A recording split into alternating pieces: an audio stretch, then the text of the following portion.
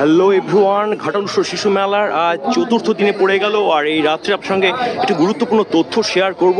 প্রত্যেকেই যারা ঘাটাল উৎসব এবং শিশু মেলায় আসেন আপনারা জানেন এই জায়গাটা, যেটা আমাদের যে অরবিন্দ স্টেডিয়াম কমপ্লেক্স মানে ঘাটাল উৎসব শিশু মেলার যে মেন কার্যালয় রয়েছে তার সামনেতেই প্রত্যেক বছর ঘাটাল উৎসব এবং শিশু মেলার মানে শিশু মেলা যেটাকে বলা হয় তার থিমটা হয়।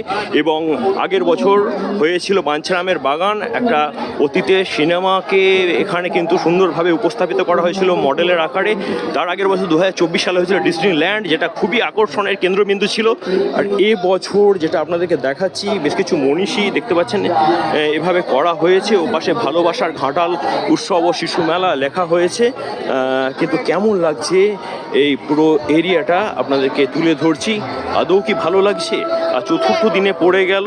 প্রথম কদিন তো একেবারেই সাজানো গোছানো ছিল না, আর এখনও দেখতে পাচ্ছি এসে একবারে বেমানান। দেখতে পাচ্ছেন বেশ কিছু খাটিয়া টাটিয়া পড়ে রয়েছে এবং মনীষীদের মূর্তিগুলোকে নিয়ে যে থিমটি করা হয়েছে মোটেই কিন্তু এবছরে যে ঘাটাল উৎসব শিশু মেলা যেটা কিছুটা কর্পোরেট স্টাইলে তুলে ধরা হয়েছে, একটা বিরাট মুক্ত মঞ্চ করা হয়েছে, তার পাশে একটা নান্দনিক আমাদের গেট করা হয়েছে। তার সঙ্গে কিন্তু এই জায়গাটা মানে অনেকেই সেলফি নেন বা অনেকেই আসেন আকর্ষণে ঘাটাল উৎসব এবং শিশু মেলার মুখ্য যে থিম সেটা কি হয়েছে দেখতে।